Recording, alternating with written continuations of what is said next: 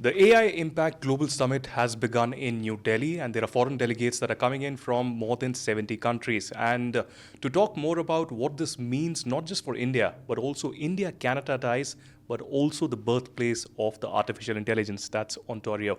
Joining me is Victor Fedeli, who is, of course, the Minister in Ontario for Economic Development, Job Creation and Trade. Thank you very much, Minister, for joining us.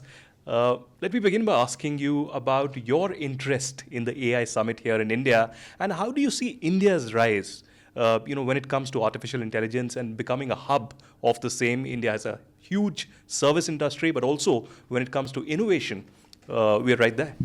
Well, first of all, thank you very much for making the time today to talk to us. You're correct. Ontario, Canada is the birthplace. It's the cradle of AI. Dr. Geoffrey Hinton just won his Nobel Prize last year for the discovery of machine learning. And since that time, Ontario has been at the forefront. And it's our duty. It's our duty to the people of Canada and to the people of the world to make sure that we're piercing forward. And that's why we have a place called the Vector Center in Toronto, yes, which is Dr. Hinton's baby as well. And we're pumping out through Ontario 86,000 STEM graduates every year in Ontario, about 1,100 AI master every year. This year there's 1,700 AI masters enrolled, so it's very important, and we're very proud of India for taking on this role of an AI summit because we think we have so much to share with each other, and we want Ontario to be seen as in the forefront. Well, mostly the focus of the AI has been into innovation, into the safety mechanisms out there, and also, how new collaborations could be there. But today, India's focus has been on the global south, on the complexities of the artificial intelligence, and that's why, these barriers are being removed. We have 75 countries coming in, a large participation from the global south as well. So do you think New Delhi could become, over the next 1 week, this melting pot of artificial intelligence, where more collaborations could be seen, one between New Delhi and Ontario? Well, we like to think Ontario will always be the center of AI, but that being aside, look, there's a tremendous amount of AI work being done here, very leading edge work in India. Very proud of the work that India is doing. In Ontario, we've passed legislation to make sure that we're transparent with the people of Ontario, and we think it's a model that should be discussed at this AI Summit and used worldwide, where we have pledged to our citizens that we will be transparent with them. Every time we as a government use AI, we're going to let them know that we're using AI, how it's being used and why. And then we also want them to be informed of the risks of using AI, but also how we plan on protecting the public from these risks as well. So I think there are some real models to learn, not just about the technical aspects of AI that we've always provided to the world, but of these new approaches to transparency. Globally, there's this huge debate about net neutrality, about ethics of the artificial intelligence, and who really controls the AI models on how they behave, how they form their opinion or respond. For instance, in China, I don't think that the Chinese model of an AI will really correctly speak about the human rights situation out there. That's just an example. But how concerning is this issue of ethics? It's a huge debate in the European Union as well. And how much do you think that the governments have to interfere or not interfere? Well, it is a huge issue because it depends on which country you're in then as to how far you go with AI. And the concern, of course, is that once the public understands a process that their country is doing, the concern is that they will presume that that is universal throughout the world. So there do need to be some continued debates, whether it's standards that get set or agreements that are made. That's open for discussion.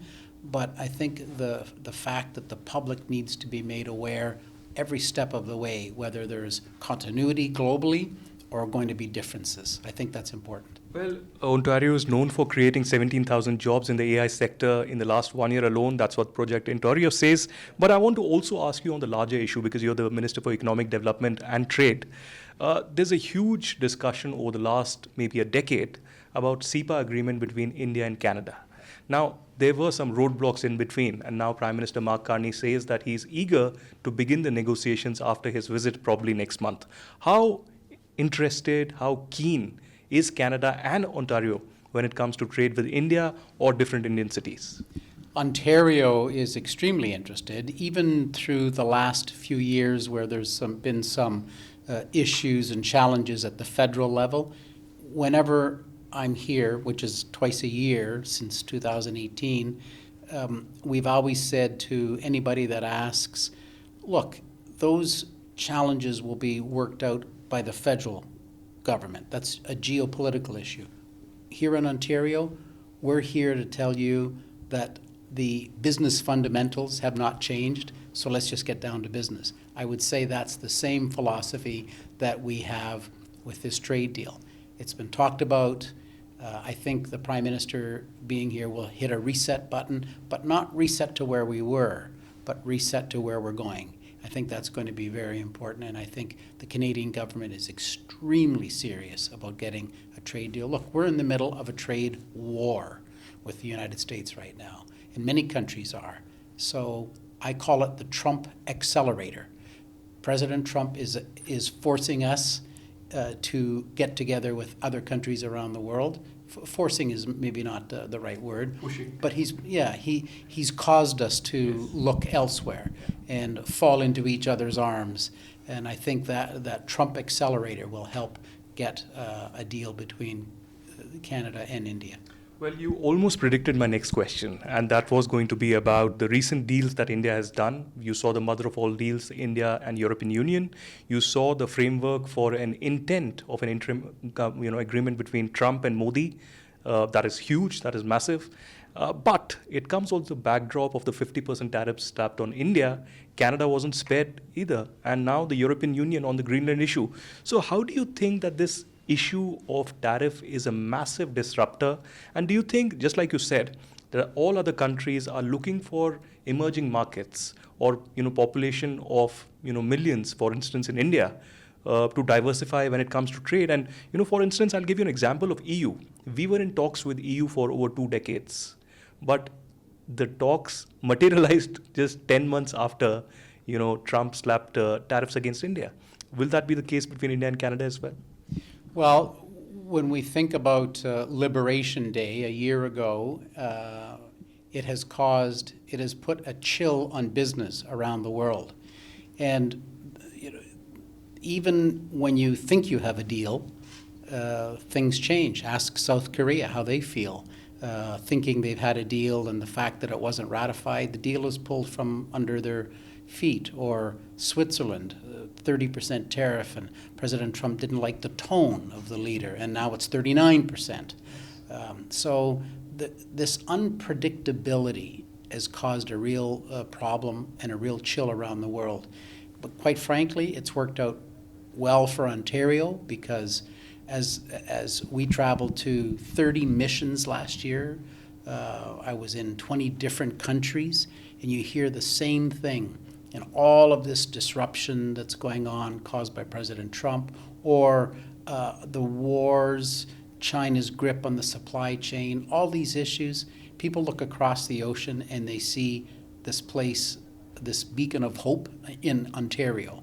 And as a result, they know it's a place that is stable, predictable, follows the rule of law, is dependable, and as a result, we were able to garner a tremendous amount of companies that settled in Ontario last year, brought billions of dollars of new investment, and hired tens upon tens of thousands of people. Those actual statistics will be out in about a month or so, but the preliminary numbers are quite astounding.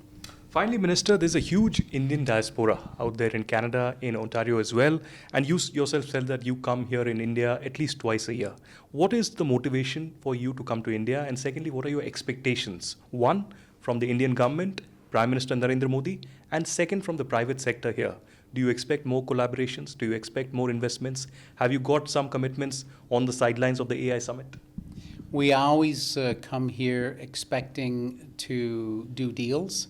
I have one boss, the Premier of Ontario, Premier Doug Ford, and he expects results, and he monitors the KPIs.